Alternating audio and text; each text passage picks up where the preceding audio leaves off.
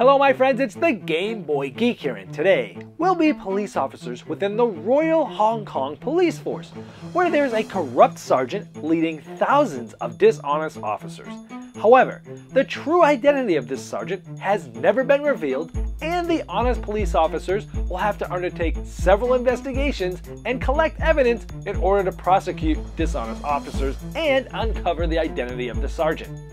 At the same time, corrupt police officers will seize every opportunity to bribe royal police officers to bring them to their side. Today, we're taking a look at Billionaire Sergeant, which is a social deduction game for 4 to 6 players. It's played in 45 to 60 minutes, and it's published by Headblown Studio.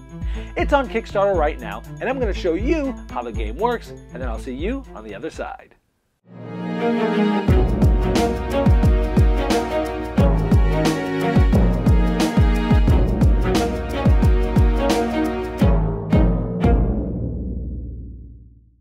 This is a Kickstarter preview, so all the art and components you see here are prototype, and you'll want to check the Kickstarter link in the description of this video to see all the final art and components. Now each player is going to be dealt one of these roles. Depending on the amount of players, there'll be different roles out there. This is a 4-player game. There'll be 2 good guys, which are the royal police officers. There'll be 1 corrupted police officer and 1 sergeant. Over the course of the game, there's going to be different cases that you'll go through. And sometimes you'll be getting enough evidence to support the case. Now, anytime that a 3rd case has the right amount of evidence, then the royal police officers will win the game. However, the corrupted team can win if they ever have 3 cases that went to perjury. Or a corrupted player could win if they get 6 report tokens with cash on it, meaning they've been bribed too much. Now, the sergeant can win by having the last and final case 5 be a tie. Now keep in mind it has to be tied going into the 5th case, otherwise one of the others would have won. But in this case, if the 5th case is a tie, the sergeant can win. Now throughout the rounds, there'll be times where people will be getting these support tokens, and if any player gets 3 support tokens of cash and they're a royal officer, they are secretly corrupted to the corrupted side. And if all players are corrupted, meaning there's no good royal police officers left, the sergeant can also win that way. Each round of the game goes through 6 different phases. The first one is selecting the duty. Now at the beginning of the game, this will happen randomly. One player will be the star player, they'll select one of these, and then clockwise other players will select them.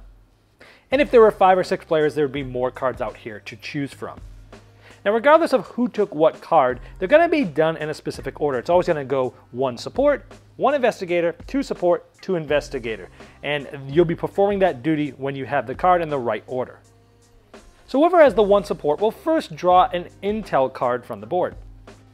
Now here's the full board. So far we've talked about the cases, and we'll be talking about different things as things go on, but over here you'll be able to take that intel card. These are cards that will allow you to do different things throughout the game, sort of break the rules of the game.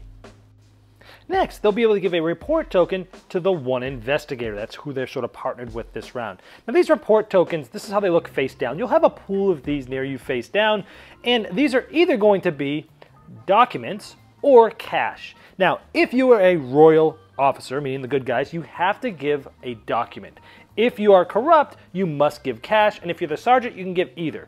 But regardless of what you do, so you'll look through these, and you'll look for the one that you want, and then you will give it face down to that investigator. So you take the one you want, and you place it face down on their new side, because these are the report tokens they're getting this round. Now the 1 support does have a special ability they can use, but this we'll go over later because it happens later in the round. Next, the 2 investigator is going to be able to start an investigation. So they'll take 2 investigation cards and they'll flip them up and put them in these 2 investigations. They will then choose, in this case with 4 players, they're going to choose 2 other players to be on their team for this investigation, so 3 players total. They'll be discussing with these different possible teammates which one of these investigations can you help with using some action cards that all these players have in their hand. Now at this point you can say how you can help, and you could possibly even be lying to try to get on the team. Now each player starts with 3 of these action cards, and these have 2 icons on it. Each of them have to do with one of the investigations that might possibly be going on. And so knowing this, and whether you're a royal police officer or corrupted, you'll be trying to influence which one of these investigations you want to be for this round. So after talking, let's say the investigator decided to have it be the gambling, the cards there, so the other card would get discarded. Then the investigator is going to take a certain amount of action cards depending on the amount of players. In this case, it's just going to be 2 cards. They're going to take these and they're going to secretly look at them, and they're going to see the icons that are on there, and then they're going to pass them to the first player to their left that's in the investigation in this round. So that investigator was just passed these 2 investigation cards, and they started with 3 cards of their own. They must swap one of the cards that they were just given with one of the cards from their hand. Let's say this player was corrupted. They might want to swap this card out because it has the gambling, which would be good for the Royal Cops, and let's say they swap it with this. So they're swapping this secretly where other players don't see, and now they'll take these 2 cards, one of which was swapped, and they'll pass it to the next investigator that's in this round. And that next investigator will do the same thing that we just saw, swapping 1 card from their hand with the 2 that were passed. And then those 2 cards are given to the original investigator that saw the first 2 cards in this investigation secretly. And since the gambling card that was passed through this investigation never made it back to the original investigator, this player now knows at least one of the other players is corrupted. Now remember, they have 3 starting cards as well. These are the ones that they had. So they're also going to do a final swap. And of course they're trying to get gambling and they're a royal police officer, so they're going to swap out this for this. And these 2 cards are going to be the ones that get added to this investigation.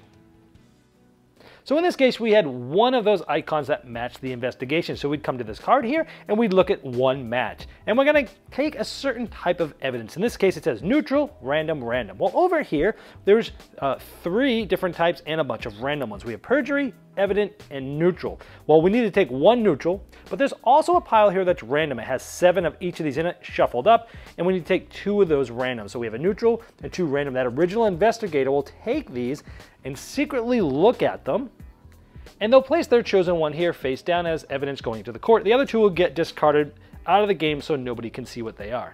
Now, in addition to placing the exhibit there in the court, also depending on your match, something will happen. Either the report tokens will be given to the investigator from the other 2 players, or the investigator will be giving those report tokens to the other 2 players that were involved in that investigation. Also, you'll be moving this performance track up or down. In this case, we matched 1, so this would go up like this. This will help with tiebreakers, as I'll show you here in just a moment. Now, earlier we talked about the 1 support who went before this 1 investigator, and their special ability is they can discard one of their intel cards that they might have, and they can essentially take the evidence that was just placed, remove it, and replace it with a neutral one. So they would do this if they don't quite trust the player who just did the investigation. Then the player with the 2 support duty card would then perform their duty. And it's very similar to the 1 support where they'd get an intel card, they'd give a report token to, this time, the 2 investigator, and their special ability is when this investigator places evidence, the 2 that were discarded, they can look at the discarded ones and place one of those face down into the court. And then the 2 investigator would perform their duty, and they would do an investigation exactly how we had shown previously. You'd then go to the report reading, where you take all of the new report tokens that you've gotten, you'd shuffle them up so you don't know who they came from, and you'd look at them.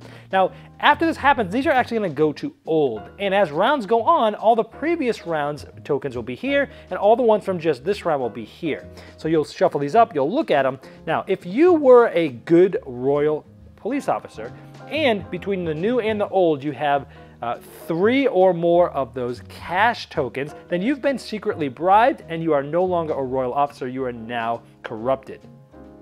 However, if between your new and old tokens you have 6 or more of the cash tokens, you have won the game as a corrupted officer. However, if nobody's won at that point like that, we would go to the Corruption Perception Index section of the round, where each player will get 2 of these cards. Each of those cards will either be royal or corrupted. And those 2 cards, one of them will be royal and one of them will always be corrupted. You will secretly select what you actually are right now. Royal if you're royal, and corrupted if you either started corrupted or you started as royal, and as you just saw, you got 3 or more of these cash. So you have to basically play the one that you actually are. And if you're the sergeant, you always have to play corrupted. Now you would play that face down and you discard the other ones face down back to the pile as well. Now, if it looked like this, remember in this 4-player game, 2 players started as royal officers. And if it looked like this, then we now know that there's only 1 royal officer left and that other royal officer has been corrupted. Now, if all players are corrupted, you remember that's one of the sergeant's victory conditions. They can flip their role over and win the game. Now, going back to the situation, if there is just only 1 royal officer left, they get a 1 time per game special ability, where they can look at any player's report tokens and discard any 2 of them, or put any 2 evidence into the court. Then we go to court judgment. We look at all the evidence here, and if there's more evidence than perjury, then that goes for the first case, and that is one of the 3 cases for the Royal Police Officers to win. However, if there were more perjury than evidence, then this would be one towards the corrupted side, because if they get 3 cases won like that, they'll win. But if it's exactly tied, we go to this performance index. If it's on the blue side, then evidence wins. Otherwise, anything else and perjury would go there. Then at the end of the round, this would reset back to the middle, and then this card might change depending on how many royal officers there are. There's 4 players. At the beginning of the game, there were 2, but now there's only 1, let's assume, so this would flip over, and the distributions change just a little bit. And the duty cards would get reset, and now, anytime after the first round that you're resetting, the player second to the left that was sitting from the 1 support is the first one to draft, and then you go clockwise. You'd continue going through these rounds as I just suggested, and then you'd reset the duty cards and start drafting them to start a new round. And in subsequent rounds, the player that gets the first draft is whoever is sitting 2 to the left of this 1 support player, and then you draft clockwise from there. And rounds continue until one of the victory conditions are met that I've already talked about. Now we've talked about the intel cards a little bit and how you can discard them to do some special actions, but these cards also have 2 actions that you can use these cards for. Now you're only using it for one of these, you get to choose. For example, during an investigation, you get to draw 2 extra action cards and you can swap even those with and without the cards that are in that investigation. Or before an investigation, you can exclude a person or force someone to join that investigation. Or with this one, after someone places some evidence, you can then look at it. Or after everyone selects their duty cards, you can swap with another player. So they do certain things like that. Well, there you have Billionaire Sergeant. And as I've shown in the overview, it's a social deduction game with a unique twist where the player's party can be changed from time to time. For example, even if you and other friends are royal police at the beginning, some of your colleagues may not be able to resist the temptation and turn to the dark side. Or maybe a corrupted police would feel guilty and would like to turn over a new leaf. Now, if you'd like to see the final art and components and all the different possible pledge levels available, you can click the link below me in the description of this video, and it will take you directly to the Kickstarter page, and I'm sure the people at Headblown Studio would love your support.